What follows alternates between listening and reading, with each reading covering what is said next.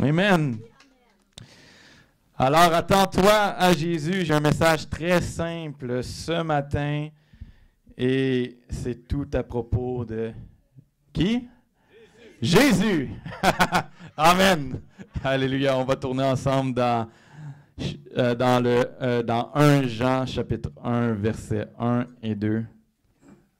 Et je vais lire à partir de là, qui nous dit « Ce qui était dès le commencement, ce que nous avons entendu, ce que nous avons vu de nos yeux, ce que nous avons contemplé de nos mains et touché concernant la parole de vérité. » La parole, c'est une personne concernant Jésus-Christ.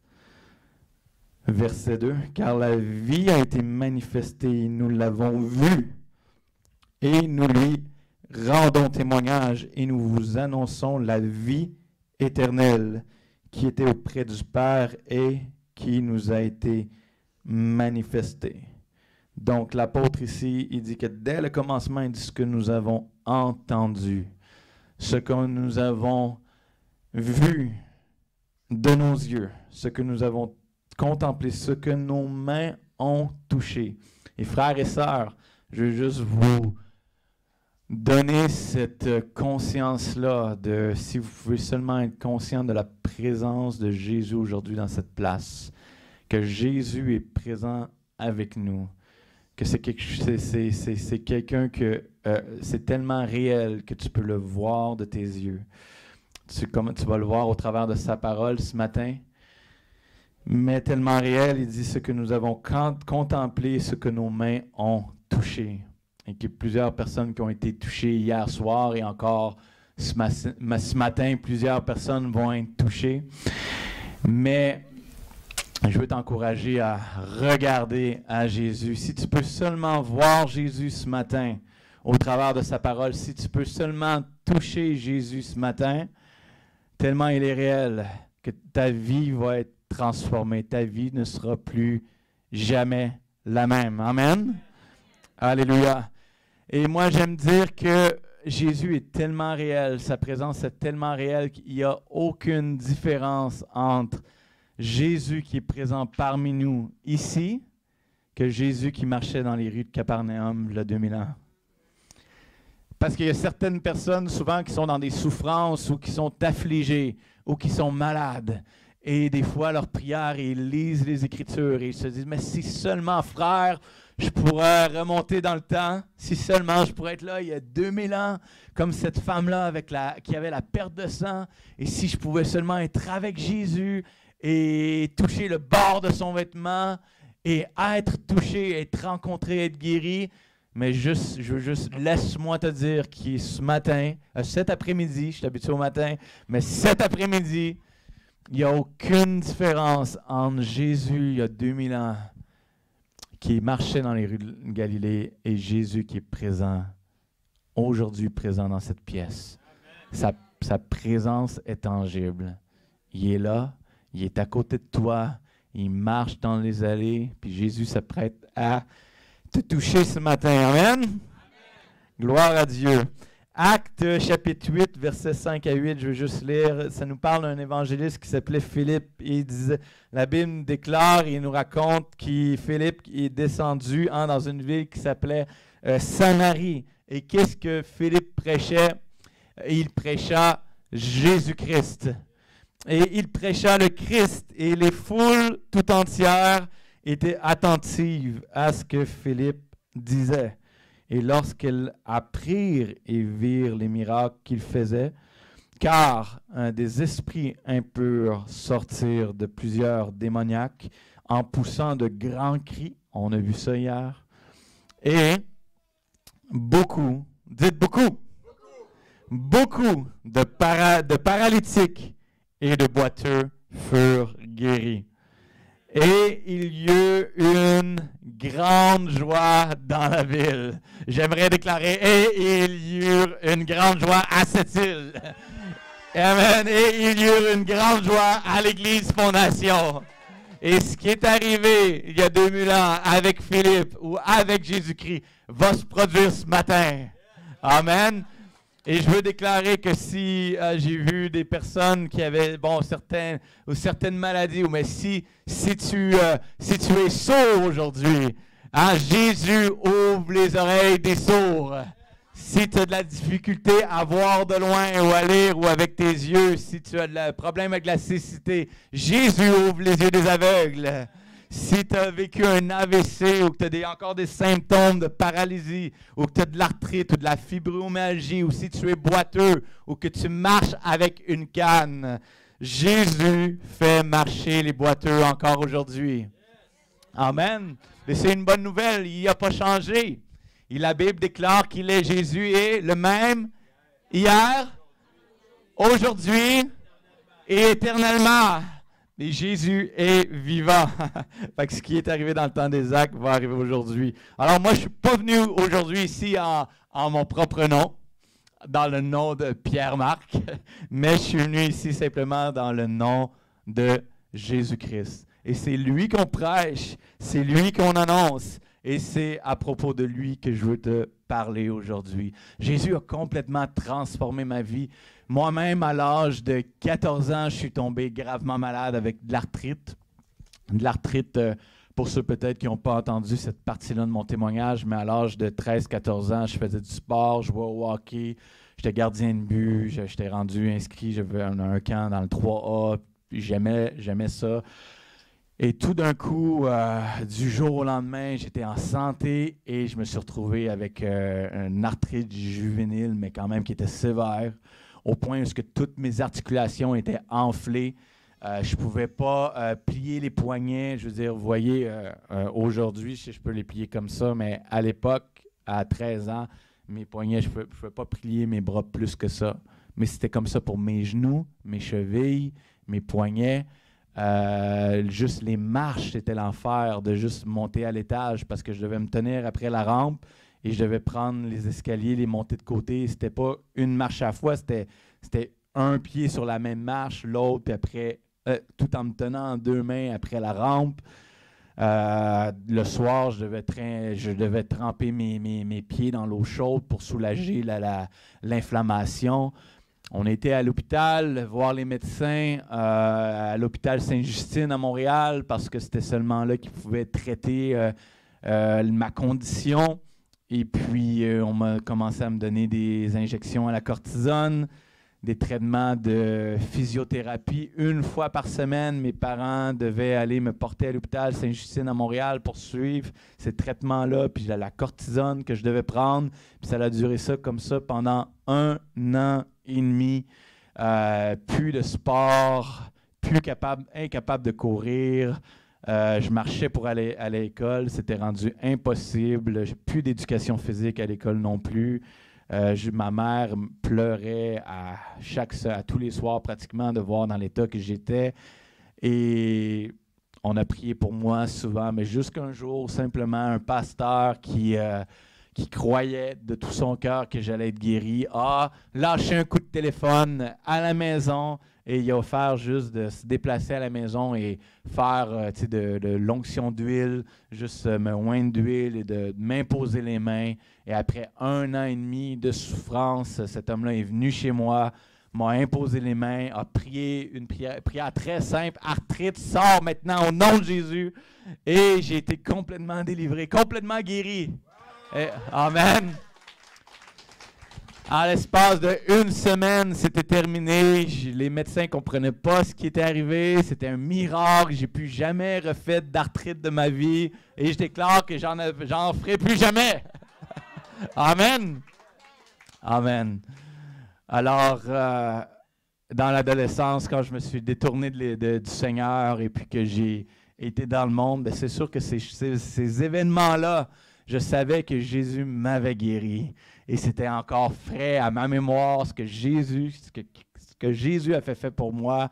Ça m'avait tellement marqué que je savais que même si je ne marchais pas avec Jésus, je savais que Jésus était vivant. Et je savais que le même Jésus des temps bibliques qui faisait en sorte qu'il faisait des miracles, je savais qu'il était réel. Et je sais que vous le savez. Mais aujourd'hui, encore cet après-midi, on va voir la démonstration.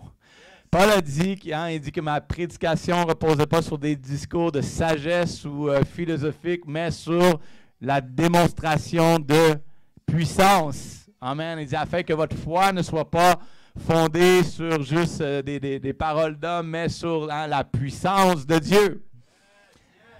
Alors, ce matin, que ta foi puisse être fondée sur la puissance de Dieu. Et je crois que plusieurs personnes vont peut-être voir pour la première fois, peut-être que tu n'as déjà jamais vu un miracle, peut-être que tu n'as jamais vu quelqu'un être guéri, peut-être que tu n'as jamais vu un démon sortir de quelqu'un, mais je veux déclarer qu'aujourd'hui, ça va arriver. Et tout ça, c'est grâce à Jésus. C'est lui qui sauve, hein? C'est lui qui guérit, c'est à lui qu'on donne la gloire. Amen? Donc, dans Luc chapitre 5, verset 17, la Bible nous raconte que alors que Jésus prêchait la bonne nouvelle, il y avait une grande foule qui était présente pour venir entendre les paroles de Jésus. Il y a plusieurs chefs religieux même qui se déplaçaient et qui étaient présents. La Bible nous parle des pharisiens, des sadduciens, des gens qui étaient religieux. Et ces gens-là étaient offusqués, ils étaient scandalisés parce que la Bible nous dit dans plusieurs occasions que Jésus, à plusieurs reprises, guérissait tous les malades. Donc, jamais Jésus n'a laissé une personne de côté. Même les gens qui étaient rejetés par la société, les gens, selon la loi de Moïse à l'époque, comme si on prend c'est le lépreux qui était en bas de la montagne, après le sermon de la montagne, qui a dit « Seigneur, si tu le veux, rends-moi pur. » Mais selon l'époque, à l'époque, pour quelqu'un qui était lépreux avec la religion, c'était interdit de juste s'approcher de quelqu'un. Tu devais être en quarantaine, donc même les gens qui étaient exclus de la société, les gens marginaux, Jésus guérissait chacune des personnes. Jésus guérissait tout le monde. Et une grande foule était présente pour entendre les paroles de Jésus. Plusieurs chefs religieux étaient présents. Les gens étaient... j'aimais ça. C'était bon, c'était plus fort. C'était trop fort? All right, ça sonnait peut-être fort. Amen. Vous m'entendez bien en arrière?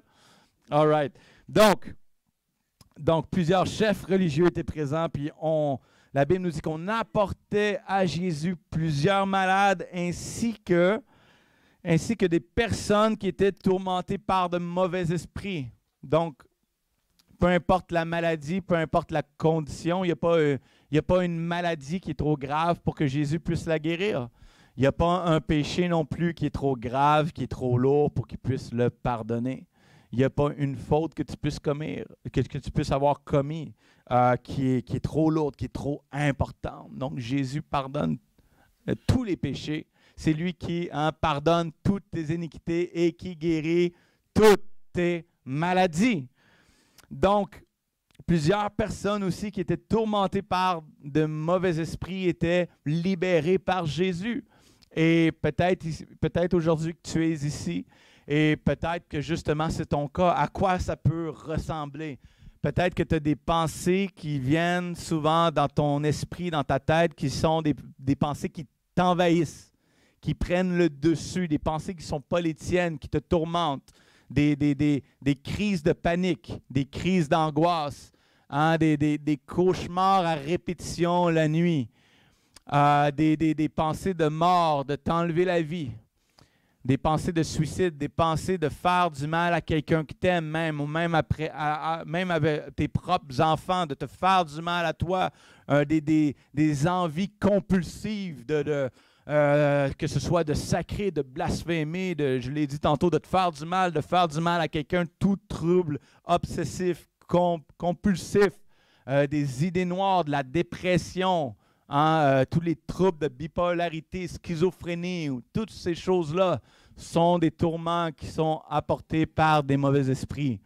Et je ne dis pas que c'est le cas à 100% du temps, mais souvent c'est une bonne indication que tu es pris, tu es tourmenté par un mauvais esprit. Mais la Bible nous dit que de grandes foules venaient à Jésus et Jésus les guérissait tous. Alors, mets ton nom dans l'histoire. Tu es inclus dans le tous. Jésus veut te délivrer, Jésus veut te guérir. Et alors que je parle à propos de la bonne nouvelle de Jésus, alors que tu entends la bonne nouvelle de Jésus-Christ, ce que Jésus fait, ce qu'il continue de faire aujourd'hui, la puissance de Dieu est présente. OK? Comme dans les temps bibliques, alors la Bible nous dit qu'alors que Jésus enseignait et qu'il prêchait la bonne nouvelle, la puissance de Dieu était présente pour guérir les malades. Et je veux juste le déclarer encore une fois, la présence de Dieu est présente dans cet endroit. Amen. Pourquoi que la présence de Dieu est présente cet après-midi? Un, à cause de sa parole. Sa parole n'a pas changé. Jésus a dit, les cieux et la terre vont passer, mais ma parole va demeurer, ne passera pas. Donc, sa parole, Jésus a dit quoi? Il dit, mes paroles, il dit, les paroles que je vous dis sont esprit et vie. Quel genre de vie? Quel genre de vie ici qu'on parle? Il y a quelqu'un qui dit une vie parfaite. Le genre de vie qui va venir à toi puis qui va te donner une vie nouvelle. La vie qui va venir en toi et que tu vas être complètement pardonné de tes péchés, que tu vas devenir une nouvelle créature, une nouvelle personne. Une vie nouvelle. Jésus est la vie et ses paroles sont esprit et vie. Quel genre de vie? Le genre de vie qui va venir à une personne qui vit dans la rue et que sa vie va être complètement transformée, qui va retrouver une vie normale. Quel genre de vie qu'on parle? La vie qui va venir à une femme qui est prostituée, elle va complètement changer de vie. Une vie de liberté, la vie qui va venir dans les oreilles d'un sourd et que ses oreilles vont se mettre à entendre de nouveau. La vie qui va venir dans les membres de quelqu'un qui est paralysé et qui va se mettre à marcher de nouveau pour la première fois. La vie qui va venir dans les yeux d'un aveugle et ses yeux vont se mettre à voir. La vie qui va venir dans le sang de quelqu'un qui a le cancer et que ce cancer-là va complètement disparaître et être anéanti. C'est ce genre de vie-là qu'on parle, frères et sœurs. Jésus dit, mes paroles sont esprit et vie. Et sa parole, alors que tu entends sa parole cet après-midi, la vie de Jésus vient à toi. Attends pas pour être guéri aujourd'hui. Décide d'être guéri. Amen. Si tu viens pour recevoir la prière, ce que tu vas recevoir, c'est de la prière. Mais viens aujourd'hui pour être guéri. Viens pas pour recevoir de la prière. Jésus ne priait pas pour les gens. Amen. Alors, ces paroles sont esprit et vie. Et tout ça commence juste comme une semence. J'ai vu plusieurs personnes, juste en prêchant comme ça et en annonçant Jésus ou en parlant simplement de l'évangile de Jésus, qui il était, des gens juste dans leur siège être complètement guéris. Je me souviens, alors que j'étais en Haïti en 2014, je prêchais, il y avait une foule de 3000 personnes qui s'étaient rassemblées pour entendre la bonne nouvelle de Jésus. Et quand tu as 3000 personnes devant toi, ben, tu ne peux pas prier pour chaque personne individuellement. Mais avant de commencer la croisade d'évangélisation, le Seigneur m'avait parlé puis il m'avait dit une chose. Il dit mon fils, il dit prêche mon fils Jésus-Christ.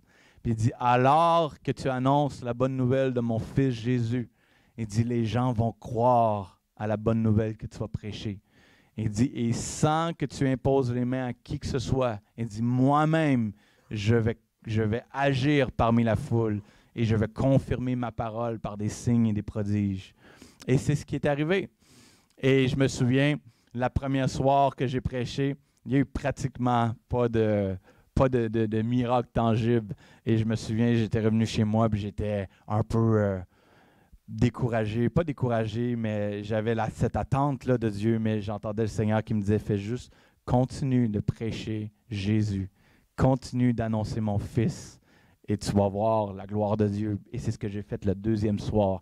Et le deuxième soir, ça a explosé tellement qu'il y avait de gens qui étaient guéris, de miracles. C'était un peu comme du popcorn. Tu avais un premier miracle, puis un autre, puis un autre, puis un autre qui donne sa vie à Jésus. Puis je me souviens, il y avait une femme qui était comme dans les temps bibliques.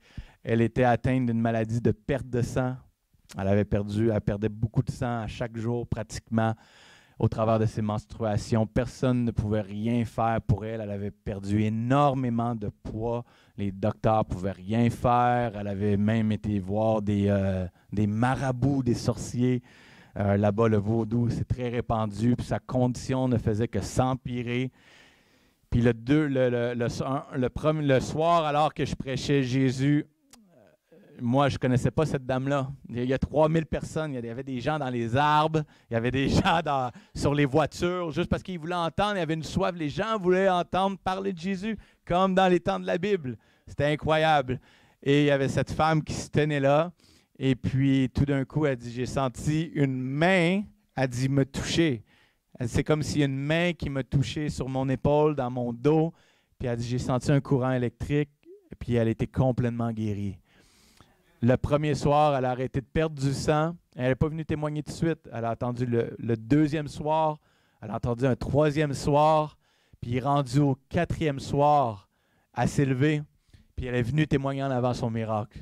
Puis, elle a dit, je ne voulais pas témoigner le premier soir parce que je voulais vraiment avoir la confirmation que Jésus m'avait vraiment guéri. Et plusieurs ont donné leur vie à Jésus cette journée-là à cause de ce miracle-là. Il y avait aussi un homme qui était un autre témoignage que je peux raconter. Je l'ai raconté au restaurant avec mes frères et sœurs, mais c'était tellement un beau témoignage. Il y avait une jeune femme qui était présente dans la foule. Je pense que c'était le troisième soir, alors que je prêchais. Puis cette jeune femme-là, son père était un sorcier en Haïti. Et puis son père avait fait des incantations sur son acte de naissance, sur son baptistère. Puis à cause de ça, ça l'avait emmené une malédiction, ça l'avait emmené des démons sur sa vie. Et elle était devenue épileptique, elle souffrait d'épilepsie. Et c'était causé par les mauvais esprits qui avaient été invoqués sur sa vie par son père qui était un sorcier. Et puis depuis toute sa jeunesse jusqu'à dans son adolescence, elle pouvait marcher dans la rue, juste comme ça la semaine, en rentrant à la maison, puis elle pouvait s'effondrer sur le sol, puis elle se mettait à vomir, puis partir en convulsion, sans aucune raison, puis c'était causé par les démons qui la tourmentaient. Mais le soir que je prêchais la bonne nouvelle de Jésus, elle a entendu le message, puis encore une fois, je n'ai pas prié pour elle, et c'est pour ça que je veux t'encourager, tu n'as pas besoin de venir avancer à l'avant pour recevoir de la prière. Tu peux juste entendre cet après-midi. Et pourquoi je dis ça? Parce que la parole est juste comme une semence. Comme une semence. Et cette semence-là, lorsqu'elle rentre dans ton cœur, c'est un miracle, que ce soit la nouvelle naissance, que ce soit d'être né de nouveau, ou que ce soit de recevoir la vue dans tes yeux, ou de recevoir ta guérison, ta délivrance. Tout ça commence par une semence. Et cette vie-là qui vient en toi au travers de la parole, ça commence comme une petite semence, mais tranquillement, alors que tu mets toute ta confiance en Jésus, alors que tu crois et que tu regardes à Jésus et tu dis « Wow, c'est possible. Si Jésus l'a fait pour elle, il va le faire pour moi. Si Jésus a pris ma surdité, ça veut dire que je suis guéri. Si Jésus a pris mon arthrite, il a pris ma fibromyalgie, ça veut dire que je suis libre. » Et tout d'un coup, tu commences à croire et tu commences à dire « Wow, je suis guéri, je suis libre, la porte de ma prison est ouverte, je peux marcher. » Et tu commences à mettre ta foi en action. Cette femme-là qui était là, cette jeune adolescente, alors que je prêchais, il y a comment l'expliquer, c'est un homme qui était vêtu de blanc, elle dit, elle a eu une vision, pour elle c'était réel, il y a un homme en blanc, elle dit, qui m'est apparu droit devant moi. Puis il a étendu ses mains vers elle, puis il a dit cette phrase-ci. Il a dit, ce que ton père a fait sur ton acte de naissance est renversé aujourd'hui et tu es libre. Puis la femme a été complètement guérie. Puis vous et moi, on sait que, moi je crois que c'est Jésus qui est apparu, comme aujourd'hui, plusieurs frères musulmans aujourd'hui qui sont dans le monde, qui n'ont pas accès à l'Évangile, qu'est-ce que Jésus fait? Il leur apparaît dans leurs rêves.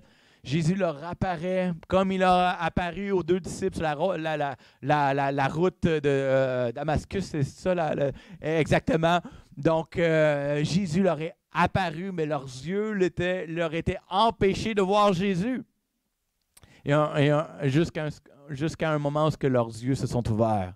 Et c'est ma prière pour toi que Jésus puisse ouvrir tes yeux cet après-midi.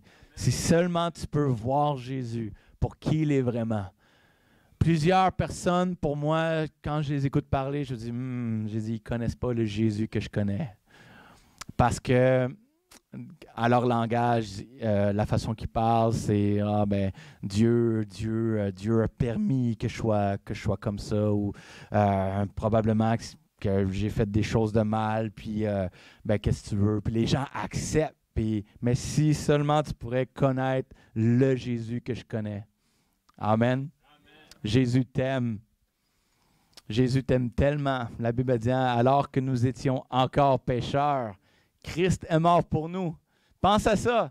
Tu n'étais même pas né. Tu n'avais même pas encore péché. Qu'il t'avait déjà choisi. Et puis même tes péchés futurs que tu vas faire, ou tes erreurs, ou tes fautes, quand même, Jésus t'avait choisi. Jésus t'a sélectionné, Jésus t'a qualifié, Jésus t'a choisi. Tu es aimé de Dieu. J'aime un verset qui dit dans les psaumes que Dieu relève le pauvre de la poussière. C'est ce que la Bible dit. Et il le fait asseoir avec les grands à sa table. C'est ce que la Bible déclare. Donc Dieu, on a un Dieu qui redonne de la dignité aux gens. Dieu veut te donner aujourd'hui une dignité nouvelle.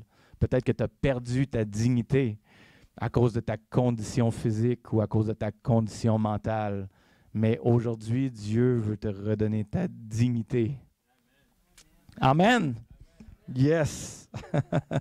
Alors, pourquoi est-ce que la puissance de Dieu est présente aujourd'hui? Sa parole. Comme je disais, sa parole n'a pas changé. Jésus a dit, mes paroles sont esprit et vie. Et deuxième raison, sa puissance n'a pas changé. La puissance que Jésus avait n'a jamais diminué, n'a jamais changé. Troisième chose, c'est que son amour et sa compassion n'ont jamais changé. La même compassion que Jésus avait envers les gens malades, envers les gens qui souffraient, envers les gens qui étaient oppressés. Jésus, la Bible nous dit à plusieurs reprises qu'il était ému de compassion. Et c'est le cas de Jésus envers toi aujourd'hui. Jésus a compassion. Jésus t'aime. Jésus est ému de compassion encore aujourd'hui. Sa compassion pour toi n'a jamais changé. Et une autre raison encore, cinquième raison, il y a de la puissance dans le sang de Jésus. Amen. Son sang qui a été versé, son sang précieux.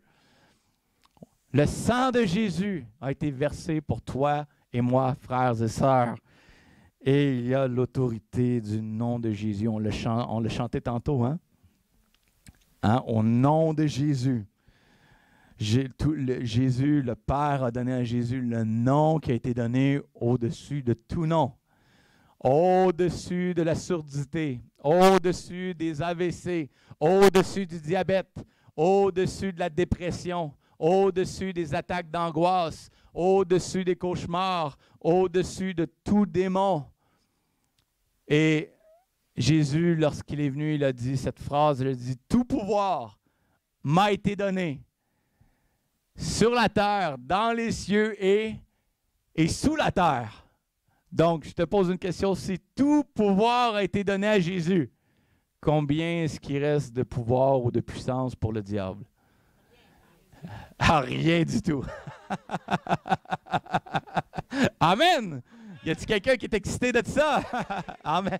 Tout pouvoir, toute puissance a été donnée à Jésus. Ça veut dire que le diable ne peut rien faire cet après-midi pour t'empêcher de recevoir. Même pas tes péchés, même pas tes erreurs. Peu importe le péché que tu as commis dans ta vie. Tu dis, mon frère, moi, tu ne sais pas ce que j'ai fait telle affaire, puis je ne suis pas fier de moi. Tes péchés ont été réglés une fois pour toutes.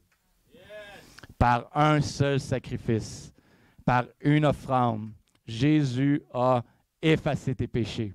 C'est pour ça qu'il était capable de déclarer souvent, tes péchés te sont pardonnés. Mais c'est quelque chose que je veux déclarer à l'Assemblée. Vos péchés vous ont été pardonnés. Il n'y a aucun souvenir que le diable peut rappeler pour t'empêcher de recevoir aujourd'hui. Parce que parfois, tu dis, oh, j'ai telle maladie, mais le diable vient pour te condamner et te dire, ah, mais tel péché ou telle chose que tu as fait dans ta vie. Mais, frères et sœurs, vos péchés ont été effacés. Une fois pour toutes, par un seul sacrifice. Pas le sacrifice qu'on fait à chaque année. Une fois pour toutes. Amen. Et souvent, le problème, c'est qu'on essaie de mériter. On essaie d'y aller avec nos propres efforts. On essaie d'acquérir l'amour de Dieu, ou garder l'amour de Dieu. On est sauvé par la grâce. Et après ça, dans le cheminement, qu'est-ce qu'on essaie de faire? On essaie un peu d'aider Dieu. Hein? C'est vrai.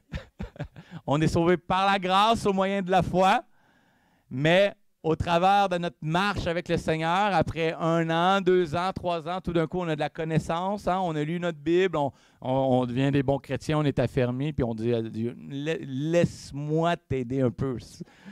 Hein? Laisse-moi y ajouter. On a peur parce qu'on pense que si on ne vit pas une vie parfaite d'un bon chrétien, que tout d'un coup, Dieu va se distancer de nous. On croit qu'on va perdre sa faveur. On croit qu'on doit mériter certaines choses. Ah oui, frères et sœurs, on dit le salut est gratuit, mais après, il y a un prix à payer. Mais la bonne nouvelle, c'est que Jésus a déjà payé le prix pour toi. Le prix a déjà été payé. Tu n'as pas besoin de payer aucun prix. Dire, ah, mais il faut mourir à soi-même et porter sa croix. Ça, c'est quand tu as accepté le Seigneur. Mais la Bible, maintenant, dit que tu es mort en Christ, que tu es mort au péché et que tu es ressuscité avec lui. Donc, tu n'as plus besoin de mourir. On ne retue pas quelqu'un qui est déjà mort. Amen. Et souvent, notre religion est la chose même qui nous empêche de recevoir de la part de Jésus. Parce que le mot qui nous dit d'être sauvé, c'est le mot c'est sozo en grec. Le mot sozo qui veut dire délivrer, guéri, restaurer. Alors il dit, c'est par la grâce que vous êtes sauvés. Et il dit, c'est au moyen de la foi. Mais il dit, mais cela ne vient pas de vous. Alors même ta guérison, même ta délivrance, il dit, ça ne vient pas de toi. Mais c'est par le moyen de la foi. Il dit, et ça ne vient pas de toi. Même la foi qui naît dans ton cœur au moment que je parle, et que la foi vient à toi présentement, même cette foi-là, tu ne peux pas la produire, elle ne vient pas de toi. C'est Jésus qui la produit. La Bible nous dit que la Bible vient, la foi vient de ce qu'on entend, et ce qu'on entend vient de la parole de Christ. Pas de Dieu, mais de Christ. Alors que tu entends parler de Jésus aujourd'hui, simplement, la foi vient dans ton cœur. Et ce n'est pas quelque chose que tu peux manufacturer. Et il dit, ce n'est pas par les œuvres. Donc, tu es sauvé par la grâce, au moyen de la foi. Mais tu es guéri, mais tu es délivré, mais tu es restauré. Mais c'est par la grâce. Ça veut dire que tu ne peux pas, c'est une faveur imméritée. C'est quelque chose que tu peux pas mériter. Tu ne peux pas prier assez aujourd'hui pour recevoir de la part de Jésus. Tu ne peux pas assez aller à l'Église aujourd'hui, lire ta Bible. Des fois, les gens se condamnent et disent « Ouais, mais je ne lis pas ma Bible, mais je ne suis pas un bon chrétien. » Ça n'a rien à voir, frères et sœurs. C'est sa grâce. C'est le don gratuit. La Bible dit ensuite, c'est le don gratuit de Dieu. Et souvent, ce qui arrive, c'est qu'on reçoit le don, on veut recevoir le cadeau, mais on veut payer pour. Le Seigneur, lui, dit, mais je te le donne, c'est déjà fait. Mais non, mais Seigneur, là, mais je n'ai pas assez prié. Tu essaies de payer pour recevoir. Je n'ai pas assez fait il me semble que je devrais t'aider un peu, Seigneur, hein, à faire des œuvres. Laisse-moi jeûner. Je vais faire un jeûne de séjour et là, je vais recevoir ma guérison. Et frères et sœurs, toutes ces choses-là sont bonnes. Je ne dis pas qu'il ne faut pas jeûner. Je ne dis pas qu'il ne faut pas aller à l'église. Je ne dis pas qu'il ne faut pas lire sa Bible. Ce que je dis, c'est que ce n'est pas de cette façon-là qu'on reçoit de la part de Jésus. Jésus donne gratuitement. Gratuitement. Et la bonne nouvelle, c'est qu'il t'a déjà donné. La bonne nouvelle, c'est que c'est déjà fait. C'est que c'est déjà accompli. Est-ce qu'il y a quelqu'un qui reçoit? Yes, amen. Donc, Jésus a dit, le diable ne vient que pour voler, tuer, détruire, mais moi, il dit, je suis afin que vous ayez la vie. Mais la vie comment? En abondance. La vie éternelle, oui, mais c'est plus que ça. C'est oui, la vie éternelle, mais il veut que tu aies la vie sur terre aussi. Et cette vie-là, il veut que tu l'aies en abondance. Donc, on a un Dieu d'abondance. Abondance de santé, abondance de joie, abondance de paix, abondance d'amour. Je crois même financièrement. Dieu veut que tu sois dans l'abondance. Il veut pour toi une vie abondante. Alléluia. Une petite histoire rapidement. On parlait d'oppression, de délivrance. Et je le raconte dans les églises que je vais. Mais ma fille, Léane, qui est là, là un an à peu près, ça fait depuis sa naissance, elle se levait la nuit en crise de panique. Vraiment des crises là, d'hystérie là, terribles. Là. Elle se levait de cauchemars en criant, en hurlant, puis elle était souvent somnambule. Puis c'était à répétition, année après année, mais il y a une fois, l'année dernière, où c'était une fois que c'était plus que les autres fois. Et des fois, quand c'est ta propre fille, tu fais, pas que tu n'en fais pas de cas, mais c'est plus touché. C'est comme différent que d'être dans un temps de ministère avec... on se dit, bon, ben, c'est juste des cauchemars, c'est spirituel. Mais la dernière nuit qu'elle a faite, cette crise-là de panique, où qu'elle criait, puis que durant la nuit, ma femme était dans sa chambre, puis elle m'a appelé ce soir-là, puis elle dit, viens, parce qu'il faut vraiment que tu fasses quelque chose. Elle dit, je pense qu'il y a quelque chose de pas normal. Et puis, quand que j'ai vu comme dans l'état qu'elle était, ben, je savais en moi que c'était lié à cause d'un mauvais esprit qui venait l'attaquer dans ses rêves. Et puis, c'est choquant de juste voir ça puis de réaliser ça. Tu te dis, wow, ma propre fille. Elle avait quoi, là, elle a 8 ans, ça fait 1 an de ça, fait que 7 ans, c'est ça, quand c'est arrivé? 6-7 ans, ça doit faire quasiment 2 ans. Donc, dire, wow, le diable, comment il est méchant, puis comment il s'en prend sournoisement, puis à nos vies, des fois au travers des fois ça peut être au travers des gens de notre famille qu'on aime, notre femme, notre mari, nos enfants même. Tu dis, hey, on sert le Seigneur, on va à l'église, on est en paix chez nous, vraiment. Il y a la paix de Dieu dans notre maison, puis on sert Dieu, puis wow, le diable qui vient pour s'en prendre puis attaquer notre fille. Puis je me souviens, j'ai pris autorité. Puis j'ai commencé à prendre autorité au nom de Jésus.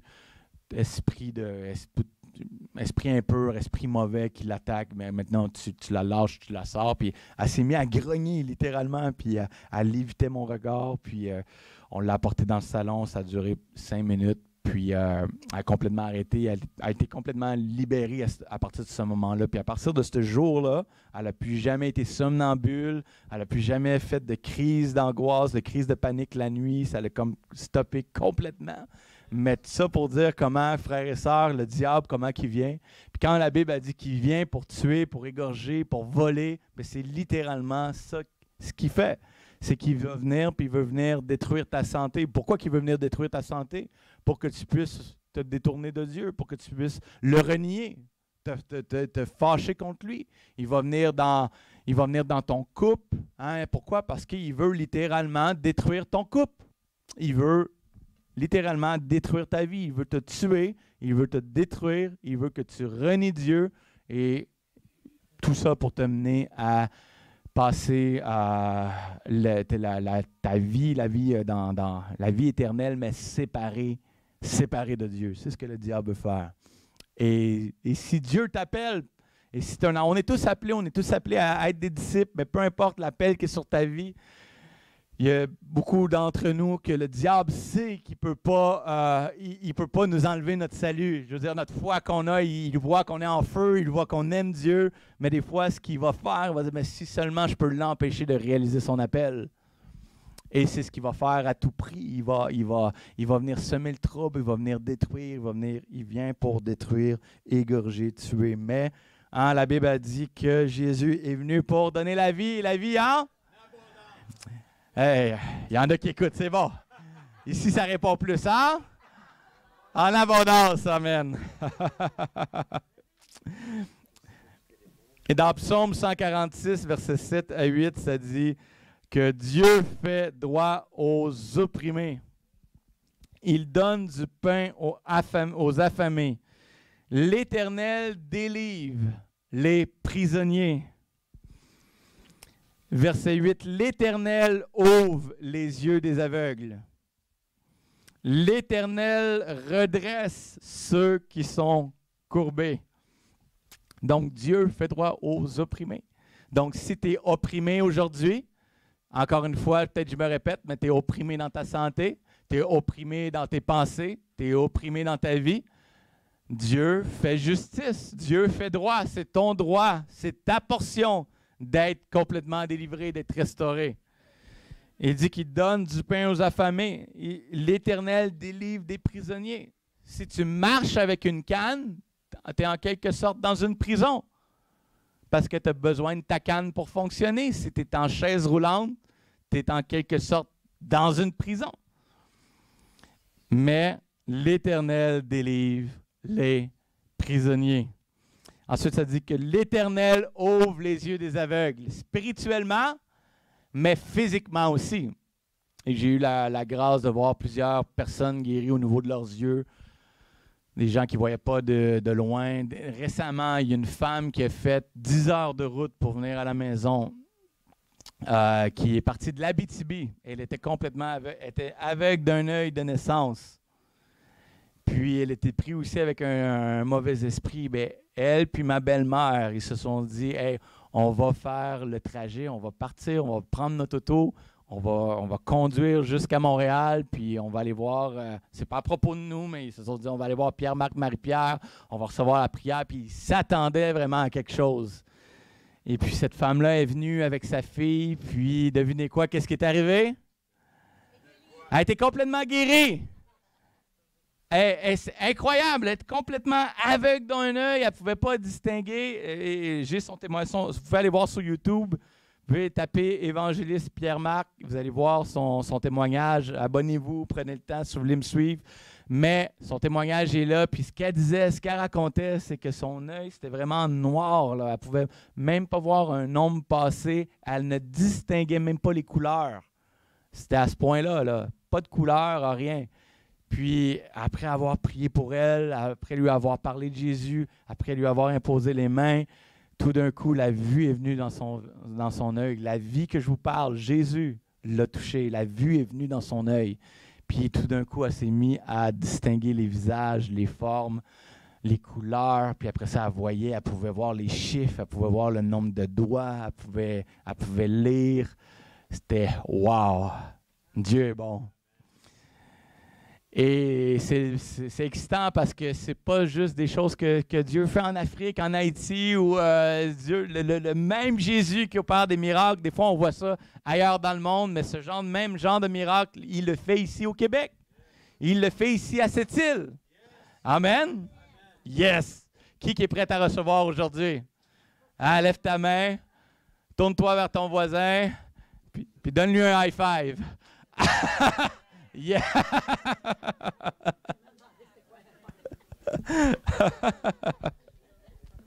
Amen, on fait juste vous dégourdir un peu.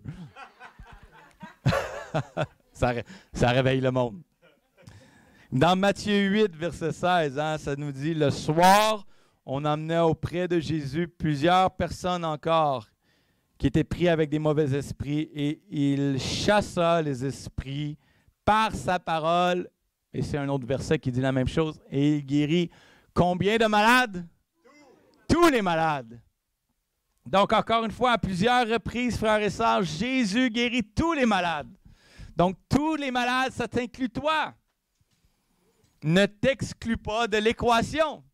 Et souvent, les gens, leur réaction, c'est qu'ils vont dire, oui, mais je sais mon frère que Dieu peut guérir. Je sais que Dieu délivre. Mais la question, c'est est-ce qu'il veut me guérir moi? Est-ce qu'il veut me délivrer moi? Et la réponse, c'est oui. Jésus a répondu à cette question-là une fois pour toutes, avec le lépreux. Alors que Jésus, il prêchait le sermon sur la montagne, il y avait le lépreux qui était en bas. Et lui attendait d'être délivré, d'être touché par Jésus, d'être guéri. Mais la question que le lépreux a dit à Jésus, ça n'a pas été juste si tu peux, mais il dit Seigneur, il dit si tu veux. Et Jésus même, quand il a répondu à sa question, il était étonné, il a dit si je veux. Et il a fait cette réponse, il a dit je le veux. Il dit sois rendu pur, sois purifié, sois guéri, sois délivré. Alors, si tu veux connaître la volonté parfaite de Dieu pour ta vie, regarde à Jésus. Parce que la Bible, Jésus a dit cette chose, Jésus a dit ceci, Jésus a déclaré « Personne n'a jamais vu Dieu ». Pensez à ça. Tous les prophètes de l'Ancien Testament, Moïse, même Abraham, si on pense à Élie, Élisée, Daniel, Jésus fait cette déclaration-là, il dit « Personne n'a jamais vu Dieu ». Et c'est pour ça que les foules suivaient Jésus et les gens venaient pour entendre ce que Jésus avait à dire et sa prédication et entendre sa parole parce que Jésus disait des choses à propos de Dieu que personne n'avait jamais entendues. Et Jésus leur a dit « Personne n'a jamais vu Dieu », mais ce qu'il a dit, il dit « Si vous m'avez vu moi », il dit « Vous avez vu Dieu ». Alors, si tu peux regarder à Jésus, alors que Jésus avait compassion des gens, alors qu'il guérissait tous les malades, alors que la foule venait pour le toucher, alors qu'il rendait libres les opprimés, les gens étaient guéris, les gens étaient délivrés. Et Jésus dit ça, il dit « Si vous regardez à moi, vous allez voir Dieu ». Ça, c'est la volonté de Dieu pour toi. C'est la volonté de Dieu pour ta vie. Regarde à Jésus. Si tu peux seulement voir Jésus aujourd'hui, ta vie ne sera plus jamais la même. Amen. Alléluia. Gloire à Jésus. Juste une petite histoire. La Bible nous raconte une histoire d'un homme que son fils était tourmenté par des mauvais esprits. Et puis, l'homme, le garçon était tourmenté, c'était un esprit sourd et muet. Et puis, ce que ça faisait, c'est que le garçon se jetait dans le feu. Il voulait y en prendre à sa vie, il voulait lui enlever la vie. Il se jetait dans l'eau, il se jetait dans le feu. Et le père a emmené cet enfant-là aux disciples. Et les disciples ont voulu chasser l'esprit impur. Et qu'est-ce qui est arrivé? Ils en ont été incapables de le faire. Ils ont été incapables de chasser le démon. Et le père, lorsqu'il a rencontré Jésus sur ce chemin, il lui a parlé de son garçon. Et il lui a dit, j'ai un garçon qui est pris, il est tourmenté par un esprit impur. Et puis il dit, cet esprit-là, c'est ça, il veut lui enlever la vie, puis il le jette dans le feu, il le jette dans l'eau, puis s'il te plaît, il dit, est-ce que tu peux faire quelque chose pour mon enfant? Et puis il dit, j'ai été voir tes disciples, et tes disciples ont été incapables de rien faire, ils ont été incapables de le délivrer. Alors, Jésus a repris sévèrement ses disciples, il les a traités d'incrédules, puis il leur a dit, amenez-moi l'enfant, à moi. Et aussitôt que ça a été fait, la Bible nous dit que l'esprit sourd et muet a saisi l'enfant et l'a jeté au sol. Et l'enfant s'est mis à convulser, à écumer de la bouche, à avoir des convulsions. Et le père, désemparé, demande à Jésus, il dit, fais quelque chose pour moi. Il dit, si tu le peux. Il dit, fais quelque chose, aie compassion. Il dit, fais quelque chose, viens nous en aide, aie compassion. Et Jésus lui a répondu, il dit, si je peux. Et il a dit, tout est possible à celui qui croit. Donc, Jésus a dit, tout est possible à celui qui croit. Et le Père, sa réponse il a dit, je crois, Seigneur, mais il dit, viens en aide à mon incrédulité. Et pourquoi que je vous parle de cette histoire-là? Parce que si on s'arrête puis on réfléchit, puis on se pose la question, frères et sœurs, puis on parle de la foi, puis on parle de croire, puis on se pose la question, qui est-ce qui croyait vraiment dans l'histoire ici? Si on se pose la question, est-ce que le garçon croyait? Non, parce qu'il était saisi par un mauvais esprit, qu'il le jetait dans le feu, qu'il le jetait dans l'eau, il avait des crises d'épilepsie, il tremblait, il écumait. Donc, le petit garçon, il n'était pas dans un état de croire ou d'avoir la foi. Vraiment, il n'y avait pas tous ses moyens. Maintenant, est-ce que les disciples ont eu la foi pour délivrer le garçon? Pourquoi? Ben, l'histoire le dit. Le Père a raconté à Jésus, il dit, même tes disciples n'ont pas été capables de délivrer mon garçon. Fait que le garçon ne croyait pas, les disciples n'ont pas eu la foi. Maintenant, le Père, est-ce qu'on peut dire que le Père a eu la foi pour être guéri? Certains disent oui. Moi, je pourrais dire oui et non. On pourrait dire non même parce que d'un côté, il dit « je crois », mais il dit aussi « viens en aide à mon incrédulité ». Puis qu'est-ce que la Bible nous dit dans Jacques? Que si celui qui doute, hein, qui est, oui, il est j'ai là en anglais comme petit double-minded, mais il est comme un roseau hein, qui est balayé puis par les vents, qui ne s'imagine pas recevoir quoi que ce soit de la part de Dieu. Donc, si tu doutes, donc quelque part, le Père, il dit, oui, je crois, mais en quelque part, il dit, viens en aide, Seigneur, à mon incrédulité. Alors, qui est-ce qui croit finalement? Qui est-ce qui reste dans cette histoire-là? Jésus. Jésus, il dit au Père, il dit, tout est possible à celui qui croit. En d'autres mots, ce que Jésus est en train de dire, il dit, je suis celui qui croit. Tout est possible à celui qui croit, mais je suis celui qui croit. Alors, puis la bonne nouvelle aujourd'hui, c'est peut-être que toi, ta foi, peut-être qu'on a prié pour toi plusieurs fois, puis il n'y a pas eu de résultat nécessairement, ou le résultat escompté. Peut-être que tu sens que ta foi est peut-être faible, ou n'est pas au niveau que tu puisses le penser ou le vouloir. Mais frères et sœurs, laisse-moi juste te dire qu'il y a quelqu'un ici qui est présent, qui a, lui, il a toute la foi. Et son nom, c'est Jésus. Et Jésus, lui, il croit. Et Jésus, lui, va venir en aide à ta foi. Et lui, Jésus, va croire pour toi. Alors que je prêchais, que je disais cette même chose-là, je me souviens dans une réunion à Joliette, il y avait un homme qui avait des appareils de surdité.